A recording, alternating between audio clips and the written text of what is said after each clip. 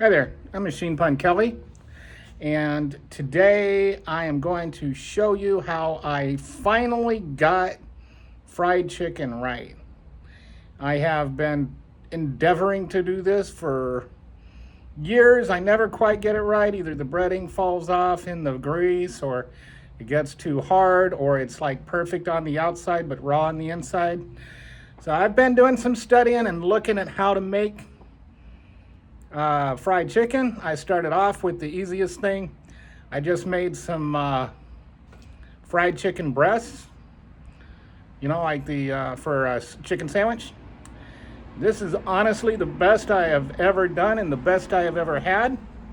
I made it with fresh milled flour, and this is much more. The recipe isn't so important as the technique. So I looked into it. I found some things about the technique, and I'm going to show you how I did that. The one thing I made one mistake. I thought I recorded the part where I salted the meat in advance.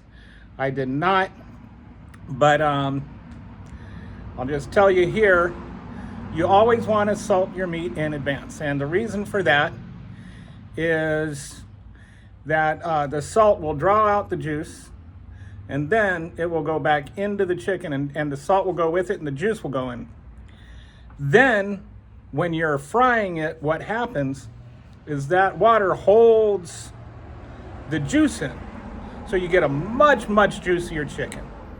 So we're gonna pick up on the next part, and I'll show you how to do it from there. All right, now we're ready to take the next step. First, I want to show you the chicken. I don't want to touch it, so I'm just gonna show you, and hopefully it'll be visible. But remember all that salt that was on the chicken? You see how it's not visible anymore? That's because, like I was telling you, the salt goes into the chicken, and there it will keep the moisture instead of drawing it out. That's why it's always a good idea to add your salt at least an hour before you cook your chicken. Same thing applies to a lot of other meats. Just a cooking tip for you. The more you know about the science of cooking, the better cook you'll be.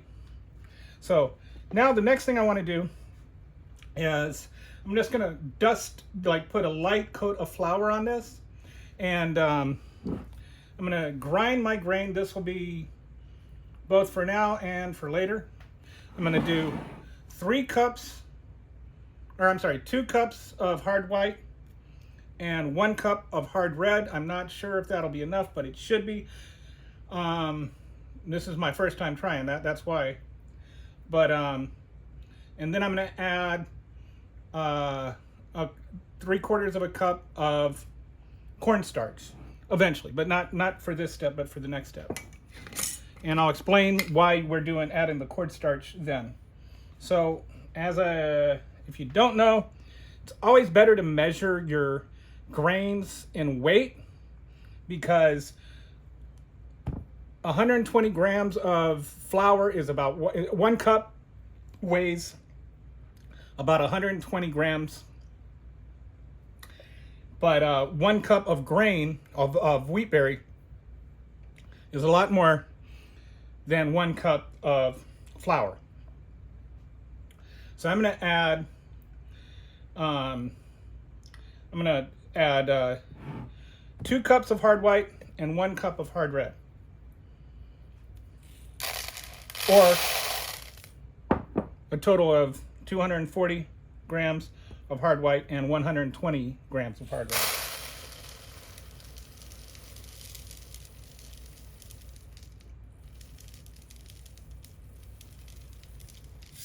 And this one you don't have to be exact, because we're not like baking something. So it hit 249. I'm not gonna worry too much. Looks like is that hard white or hard red? Well, that's the hard red spring. Actually, hard red spring might be a good idea. Okay, well, let's just see what happens. So 360. Okay. And now, I've shown this before, but I'll show this again just so you know, because if you know, you know, as the saying goes. This is a Nutrimil. It's a grain mill, and it's got these knobs on it, and I'm going to make sure. Okay, so we've got, this one is the motor and this one is the feed rate, and the closer to the left this is, the higher speed the motor is, and the closer to the left this rate one is, then the slower the feed rate. So that's how much it goes through. So if you want a really fine grain, you want to have both of these as far to the left as you can. If you want a coarse grain, you want them both all the way to the right. I'm kind of shooting for something in the middle, kind of like an all-purpose flour type thing, like type of consistency. So I'm going to put them both in the middle. So mix that up a little bit. And now, once I plug this in, which I forgot to do, I will grind it and show you how easy it is to grind. One thing I want to do is I just want to make people realize it's not that hard to grind your own wheat, and it's actually not that expensive either. It ends up costing about the same amount as flour, but it's a lot healthier for you. Okay, so I've got it plugged in now, which will make things work a lot better. And I'm just gonna, if you can see, can you see that? No, you cannot. But you can see the grain there, right? So I'm gonna turn it on.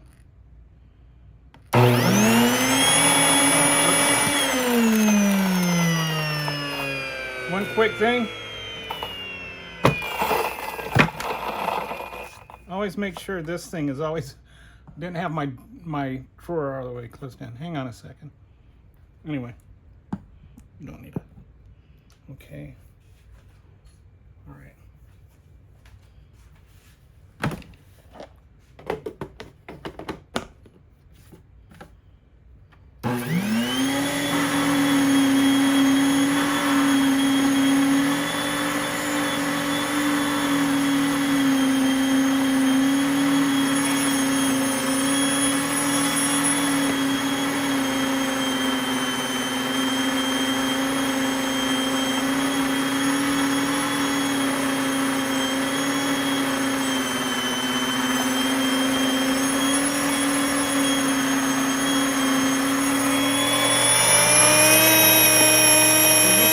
Going down. It's almost done.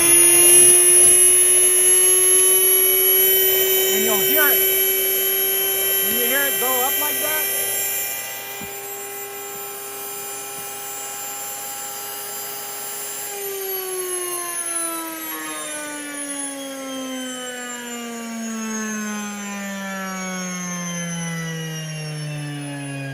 we just let it power down like that before you take anything out.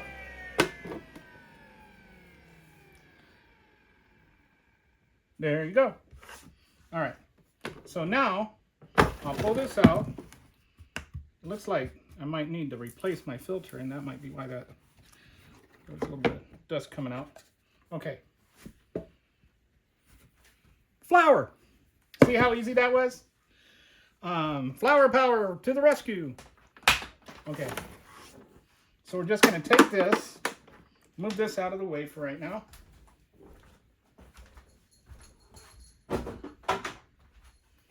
We're done with that for the day. I don't normally keep it there, but this is just for filming purposes. Makes it easier. So what I'm going to do is I'm going to take just a little bit of this flour, and I'm just going to dust all the chicken with just a little bit of flour. And then I'm going to let it sit for a while. And you want, like, just, you know, you don't have to go crazy or anything, but you want just a little bit of flour. And what'll happen is when you let it sit for a bit, that flour will also absorb into the chicken. And what that'll do is it'll help with the cohesiveness of the batter.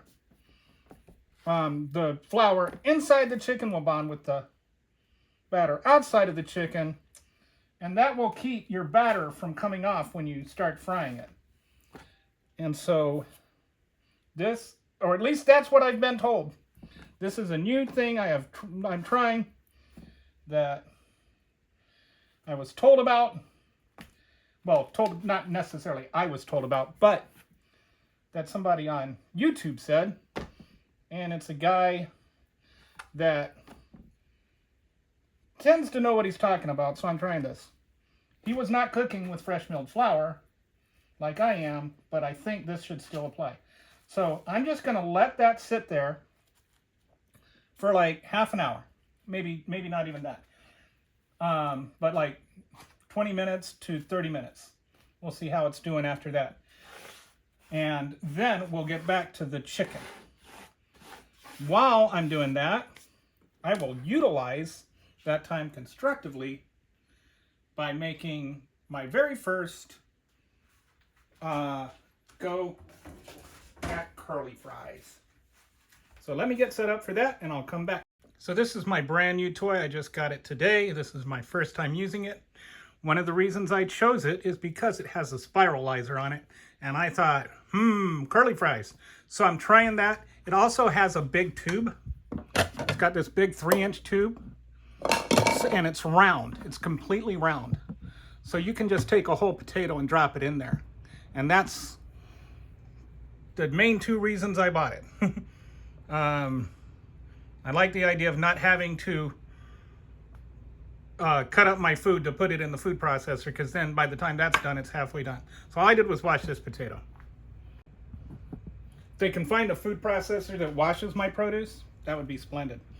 But for right now, this is the best we can do. All right.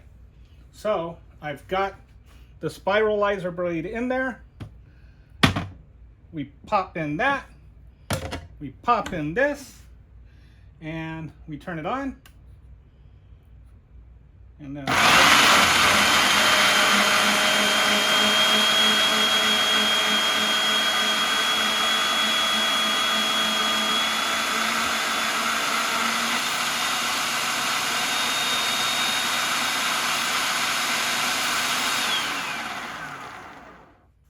all right. Let's pop this off and move this out of the way. It looks like it didn't quite get all of the potato, but I'm willing to sacrifice, 2 cents worth of potato. There you go. The trick is to not force it. Okay. So, thought there was, so about that much potato didn't get done. I can live with that. But you see, now you got this nice spiralized potato that's going to become a curly fry. That's what I'm looking for. And whenever you're frying potatoes, like fries or whatever, or hash browns, you always want to rinse it out because it gets rid of a lot of the starch.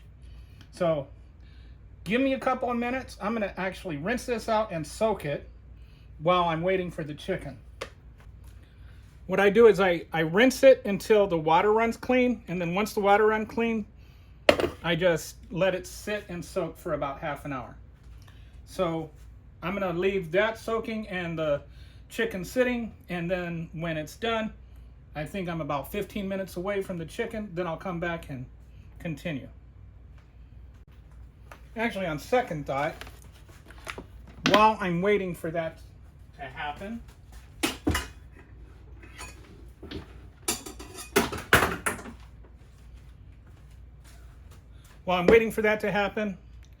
I am going to go ahead and just look and make sure. Okay. While I'm waiting for that to happen, I'm going to get all my, get everything ready for the breading of the chicken. So first, I'm going to take all of my flour and put it in here. And I like my chicken, like my fried chicken, Cajun style. You can do whatever you want with ingredients. Make it however you want. This is how I like it. But Tony's. That's my seasoning. And it also greatly simplifies things. So I'm just going to put in enough Tony's to make sure I taste it. I like a little zing.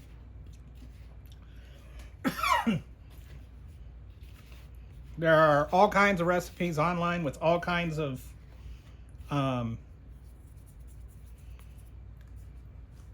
you know, different tastes. Find one you like and go with it. But that's it for my flour. Well, almost.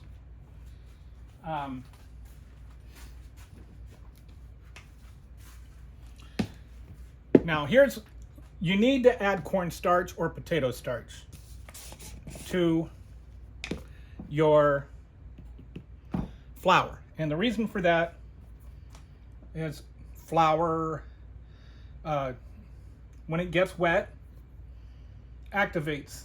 There's two proteins that combine to form gluten, and then that activates the gluten. And the gluten makes the flour cook faster. And if the flour cooks faster than the chicken, then you're gonna, if you've ever tried deep frying something and the outside was burnt and the inside wasn't cooked, it's because you didn't add starch to it. The potato starch or the corn starch, what they do is they help deactivate the gluten. So the breading is not cooking so much faster than the inside that it burns before the inside is cooked. So the general rule of thumb is 1/4 of flour, or 1/4 of cornstarch, 1/4 cup of cornstarch per cup of flour. So we have 3 cups of flour in here. That means we're going to do 3/4 of a cup of cornstarch.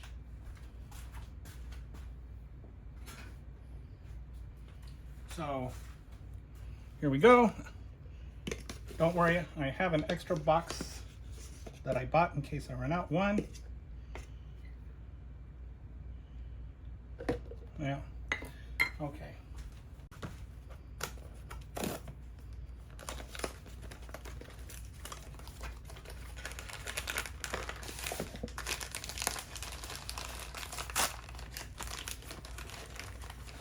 And then this one needs this. Okay, and then one more. Okay, so that's 3/4 of a cup. And now all we need to do, I'm just going to mix this up with my hand a little bit. Don't be grossed out, I'm the only one eating it. All right, so there you go.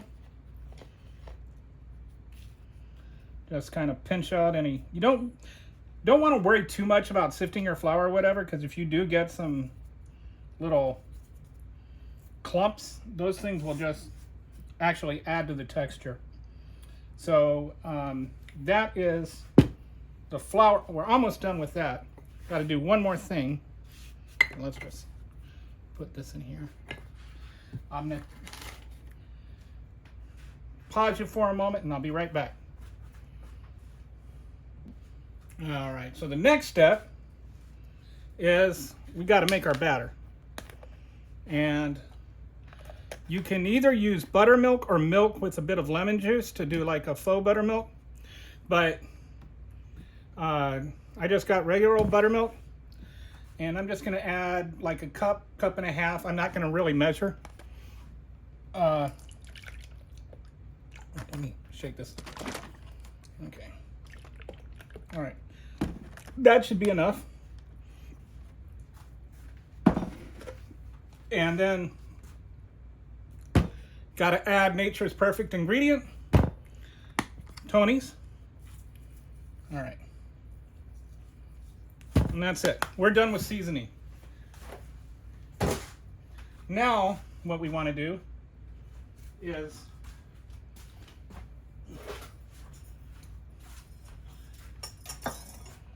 we're just going to take a bit of the flour. It doesn't need to be a lot, just a bit. And we're just going to add some of the flour into here. Then we're going to mix it up. And you want it like to get to the consistency of a thin pancake batter.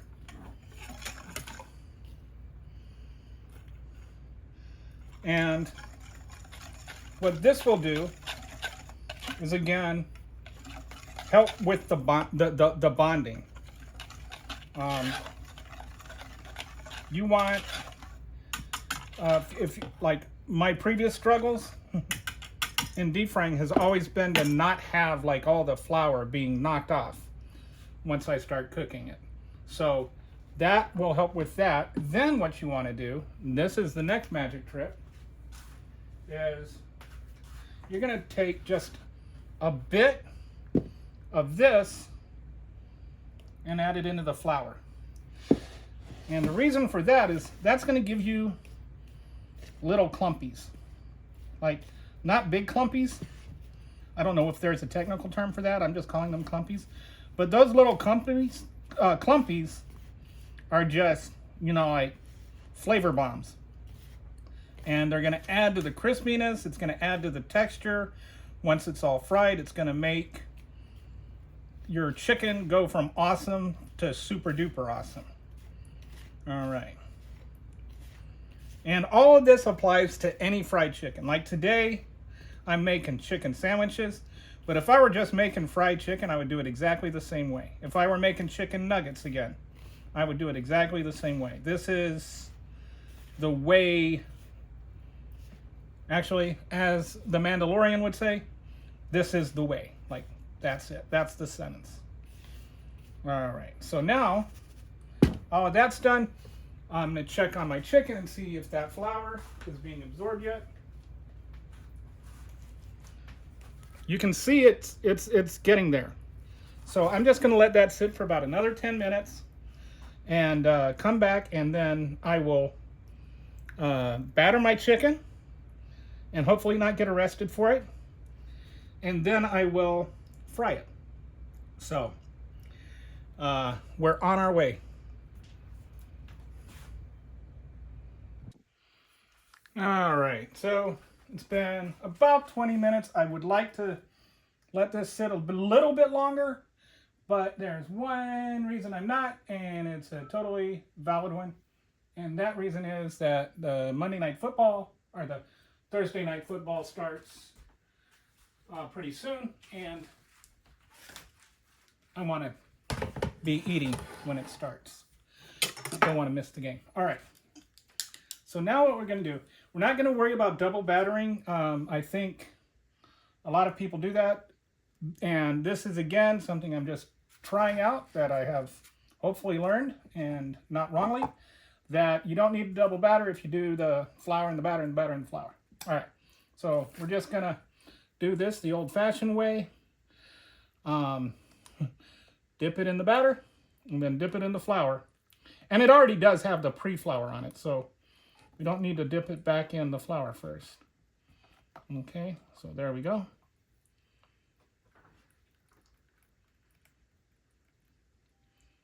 That might actually make 2 sandwiches right there. I might end up cutting that dude in half. Okay. Just.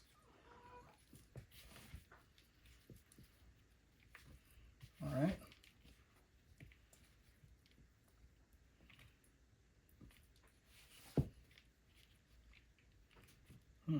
All right. So there's dude number 1. This is split chicken breast, by the way. Don't think I mentioned that. I got split so that it would cook faster.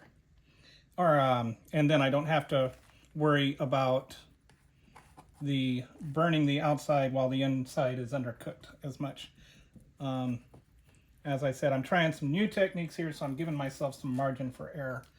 If this works out, then I'll do actual fried chicken the next time, which is the greatest comfort food. And if you disagree with me, that's your prerogative. You have a constitutional right to be wrong about fried chicken being the greatest comfort food. Now, as I'm doing this, I'll say the next thing that I have previously learned that I did not previously know, like the last time I tried, I learned this. one thing you want to do is let the chicken and batter sit for about 20 minutes, just so it can form that cohesive bond. You notice a lot of what I'm talking about is like getting the breading to attach to the chicken so it doesn't fall off the moment you start frying it. And so what we're going to do now is you can cook this on a deep fryer or in a pan. I happen to have a deep fryer that I'm going to use because that means I don't have to worry about monitoring the temperature as much. All right, the deep fryer will do that, and plus that's why I bought one. Okay, so we got all the chicken ready. I'm gonna clean up again and just cover this up, and then I'll be back in about 20 minutes. I'm gonna plug in the deep fryer and get the heat up, and then so once we're ready to fry, we'll fry.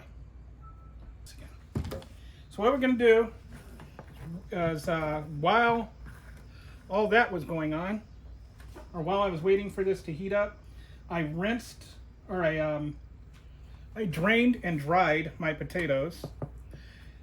Just drain them and then blot dry them with a paper towel as best you can. Let them air dry for a few minutes if you have time. But the reason for that is that you're going to have a lot of water, and the water is going to hit the oil, and the oil is going to bubble. And if you have too much water in there, you might be in for a lot of trouble. But speaking of water, the other thing you want to do is what's called double frying. And the purpose of that is the first time you fry it, it's just to get the water out. So you just drop it in there for a few minutes until it stops bubbling. Then you pull it out, let it rest for a bit, and then you pop it back in. And so what we're going to do, I'm going to pre-fry them, do my chicken, and then while I'm letting my chicken rest, refry them, and then everything will be ready to go at the same time. I'm just going to blot dry this a little bit more. I have made the mistake of not getting it dry enough first, and boy was that a mess. Oil everywhere. It took forever to clean up.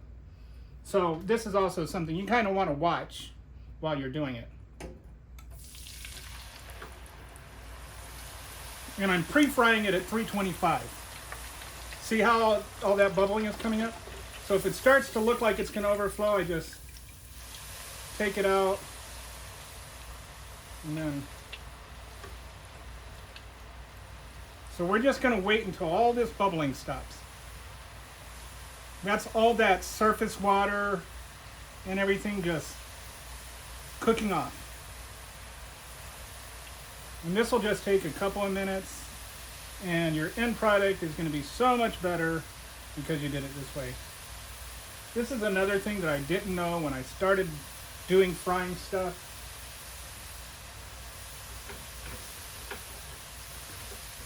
And I made a lot of mistakes. I was like, why isn't anything ever coming out crispy enough? And that's why. Between the rinsing and the double frying, you'll always get a better result.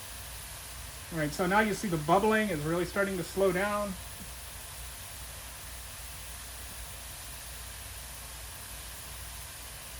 So once that's done, I'm going to use a different basket while that's going.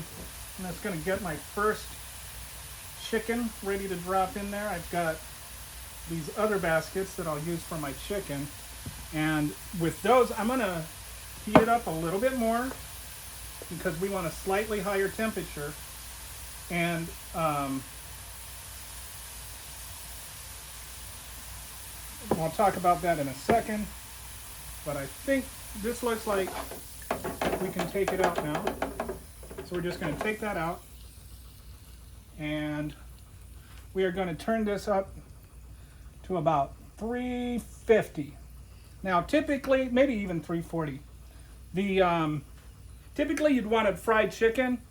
If you were using, like regular flour, you'd want to heat it to about 350, 365, depending on how thick it is and whether there's bones in it. If there's bones in it, you want to cook it a little bit lower temperature. But with fresh milled flour, apparently it has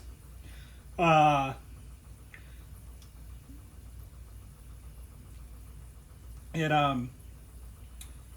because of the gluten content and everything and the freshness of it, the outside will cook faster.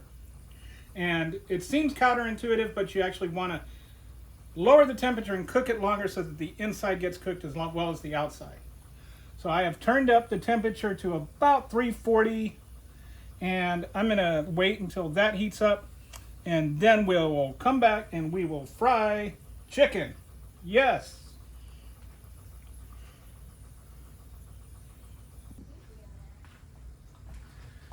All right, so now we're up to the right temperature. And what we want to do is we want to put these in one at a time.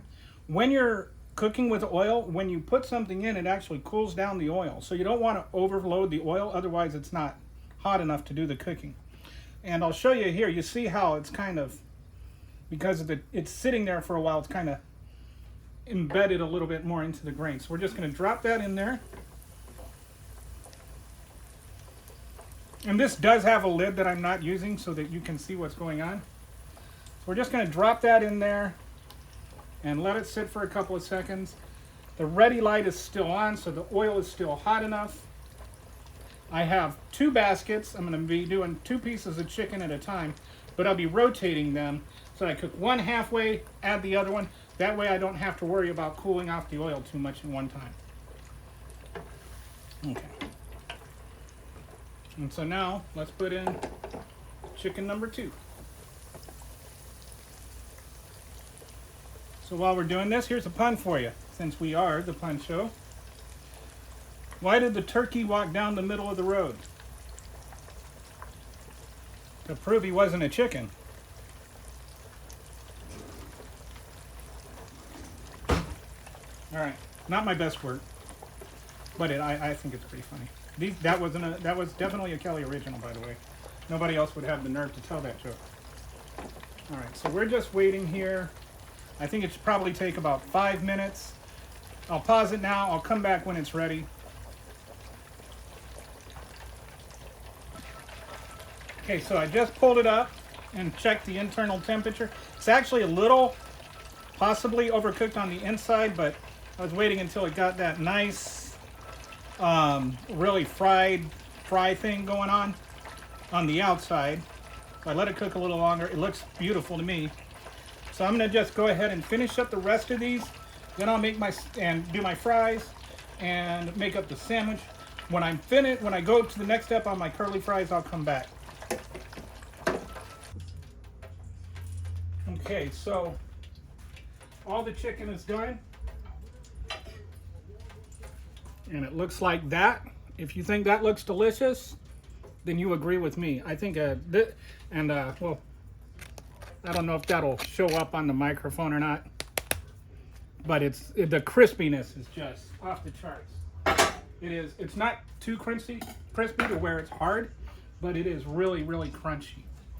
Now what I'm gonna do, last step before we're done, is I'm just gonna crank up this all the way to 375, wait for it to heat again, and finish the curly fries.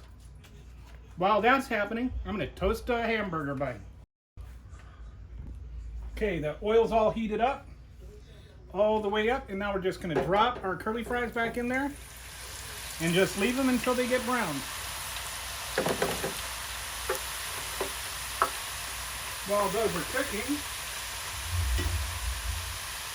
I have gone ahead and plated up my sandwich. How does that look, huh? Now I just put mayonnaise and pickles because that's what I wanted. You want to have it differently? Have it differently.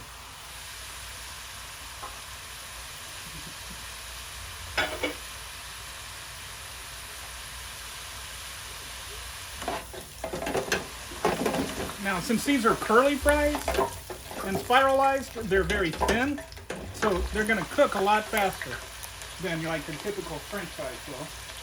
I'm just going to get in there with some tongs and kind of mix this up a little bit, but we're almost done. I think these will be nice and crispy. Look at that. Doesn't that look pretty? It's almost in just a couple more, maybe 10 more seconds. All right, yeah, we don't want to burn. Okay, there we go. So there you go. We're just going to let that drain.